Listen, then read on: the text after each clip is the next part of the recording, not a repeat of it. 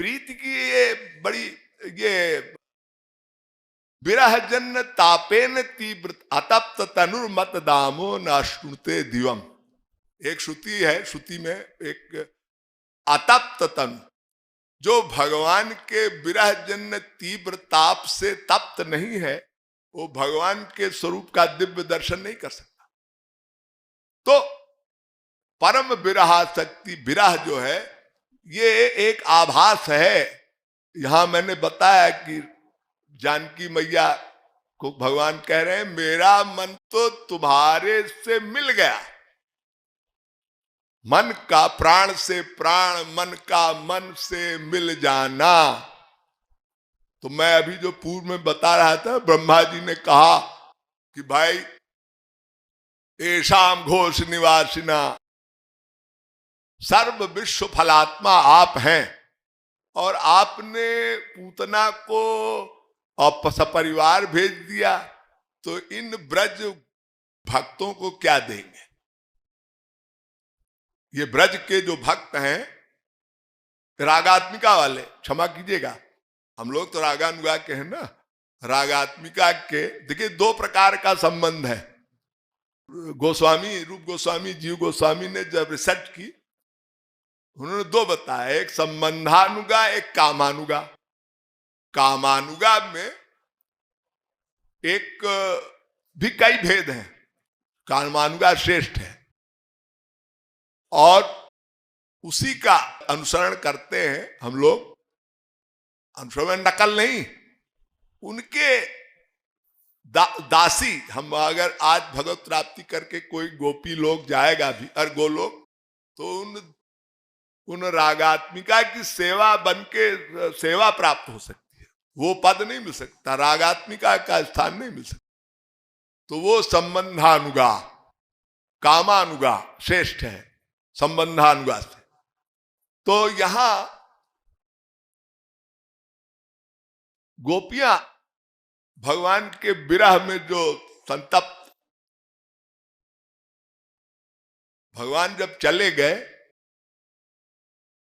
तो गोपियों ने जब देखा कि श्याम सुंदर, यही दंडकारण्य के ऋषि, यही सब गोपी बन के आए, तो गोपी भाव किसी ने पूछा क्या है, तो बड़ा सुंदर एक रसिक कहता है कि गोपियां जब श्याम सुंदर को देख नहीं पाती थी, तो उनके विरह जन्य तीव्र ताप से संतप्त होके दही बेचने के बहाने घर से निकलती, और नंद भवन के सामने से गुजरती, बोले दही ले लो, दही ले लो, कहते कहते श्याम सुंदर ले लो, श्याम सुंदर ले लो, और विरह में मूर्छा थी। श्याम सुंदर को देखा, श्याम सुंदर दरवाजे के बाहर आ गए, गोपी ने देखा, और देखते श्याम सुंदर ले लो, गिर पड़ी। तो एक रसिक ने बहुत सुंदर लिखा है, विदग्ध माधव, विक्रेतु कामाखिल गोप कन्या, मुरारी पादार्पित चित्त वृत्ति, दध्यादिकम मोह वशाद बोचत, गोविंद दामोदर माधवे। वो मूर्छा हुई और वो जो दही की मटकी लेके गिर पड़ी। श्याम सुंदर भी आ गए, और श्याम सुंदर ने देखा और उसी कीचड़, दही के कीचड़ में लोटने लगे, और मूर्छा हुई, गोपी भी मूर्छित, श्याम सुंदर भी। प्रेम की एक अवस्था है कि विरह में तद विस्मरणे परम व्याकुलता, विस्मृति भाव, विस्मृति हो जाती है। तो गोपियां भगवान के दर्शन के लिए ऐसे अधीर होती थी। एक सखी कहती है, कागा सब तन खाइयो, चुन चुन खाइयो मांस, दो नैना मत खाइयो, श्याम मिलन की आस। अरे कौवे, मेरे शरीर के चमड़े को मर जाऊं, जब मृत्यु हो जाए तो खूब चुन चुन के खा लेना, लेकिन मेरे ये दो नयन है ना, ये श्याम सुंदर की बाट निहार रहे हैं, इनको छोड़ देना। ये भाव, ये गोपी भाव, विरह।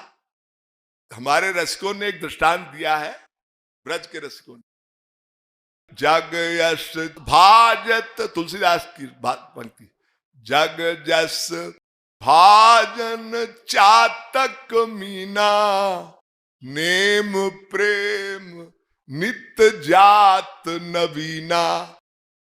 चातक और मछली का प्रेम। एक अन्योक्ति है, भृंगार साल मुकुला समाशयन्ते, मीनो नहंत कथमांगतिमभिप्रीति। एक सरोवर है, उसमें खूब हरा भरा सरोवर है, जल है और लताएं और वृक्ष हैं, उसमें कमल कमलिनी, कुमुद कुमुदिनी, सारस सब आनंद ले रहे हैं। सरोवर सूखने लगा, सब भंवरे चले गए आम के बौरों में जब ग्रीष्म ऋतु आई, लेकिन मछली का प्राण तो जल है, तो मछली कहा जाए, उसका अनन्य प्रेम तो जल से है। ऐसे ही ब्रह्मा जी भगवान कृष्ण से कह रहे हैं कि भाई, हे ब्रजेंद्र नंदन, हे श्याम सुंदर, माना कि आप सर्वेश्वर, सर्वशक्तिमान, सर्वफलात्मा, सब फल देने वाले आप हैं, लेकिन इन गोपियों ने, जिन्होंने अपना सर्वस्वात्म निवेदन कर दिया, उनको आप क्या दे के उनके ऋण से अऋण होंगे? तो भगवान कहते हैं, जयति ते अधिकम जन्मना ब्रजा, शयत इंद्रा शाश्वतत्रहि, न पारे हम निरवद्य संयुजाम, स्वसाधु कृतम विविधायुषा पिवा। मैं देवताओं की आयु से भी अधिक आयु तक इनका कर्ज अदा करता रहूं, तो मैं इनके ऋण से अऋण नहीं हो सकता ब्रह्मा। इन्होंने तो अपना धन धान्य, कुल परिवार सब समर्पित कर दिया। तो ब्रह्मा कहता है भाई भगवान प्रभु से कि नहीं, आप बताओ क्या दोगे? ये तो महाराज आपने गीता में जो वचन दिया, ये यथा माम प्रपद्यन्ते तांस तथैव भजाम्य हम, इन ब्रज भक्तों को, गोपियों को क्या दे के इनके ऋण से अऋण होंगे? आपके पास क्या है? गोलोक, उससे बड़ी चीज जो आपने पूतना को दे डाली, उसके परिवार को दे डाली, क्या है आपके पास? भगवान बड़े चक्कर में पड़े। ब्रह्मा ने कहा, महाराज ये तो अंधेर नगरी चौपट रात हो जाएगा। जो जिस भाव से भजते हैं, गोपियों ने सर्वात्म निवेदन कर डाला, अब पूतना आपको मारने आई, तो ये तो न्याय नहीं हुआ प्रभु। आप कैसे न्याय करता, कैसे समदर्शी हैं? भगवान ने कहा, कैसे कहते हो? तो एक बड़ा सुंदर दृष्टांत है।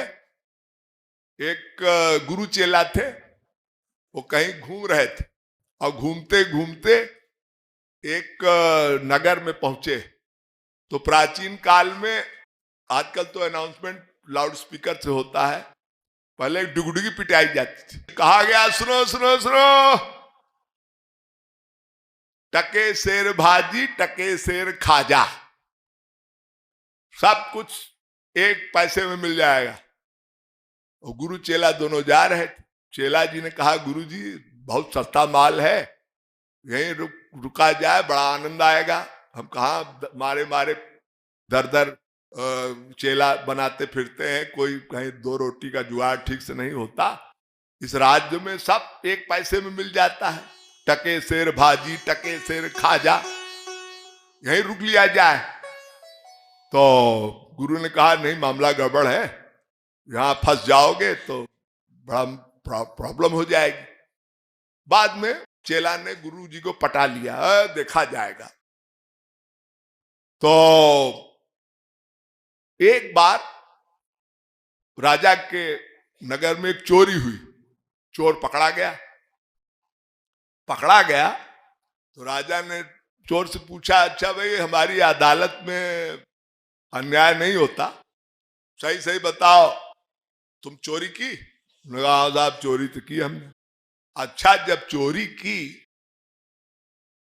हाँ महाराज चोरी तो की, लेकिन हम जब सेंध काटने गए तो हमारे पैर में वो दीवार गिर गई और हम लगड़े हो गए। दीवार इतनी कमजोर थी कि हमारे पैर में लग गई। प्राचीन काल में कच्चे घर हुआ करते थे, तब ये जो ईंट वगैरह तो नहीं, गरीब लोग अपना ईंट मट्टी जोड़ के, सीमेंट का जमाना नहीं था, तो मट्टी के जोड़ाई चूने से कर देते थे। तो सेंध, चोर लोग सेंध मारते थे, कुदाल लेके सेंध काट के उसमें घुस जाते थे, और जो बनिया लोग होते थे उनके यहाँ से सोना वोना, जो उस जमाने में लॉकर तो नहीं होता था, तो चोरी करते थे। तो वो चोर ने कहा था आप कुदाल मारिए, और दीवार गिरी और टांग टूट गई। अच्छा हमारे राज्य में चोरी की भी सहूलियत नहीं है, बुलाओ किसने दीवार बनाई, पकड़ लाओ। तो राजगीर को पकड़ो जिसने बनाई दीवार। अब उसके सिपाही गए और राजगीर को पकड़ लाए। मायरी मेरो श्याम मेरे संग डोले, मायरी मेरो श्याम मेरे संग डोले, मायरी मेरो श्याम मेरे संग डोले, मायरी मेरो श्याम मेरे संग डोले, मायरी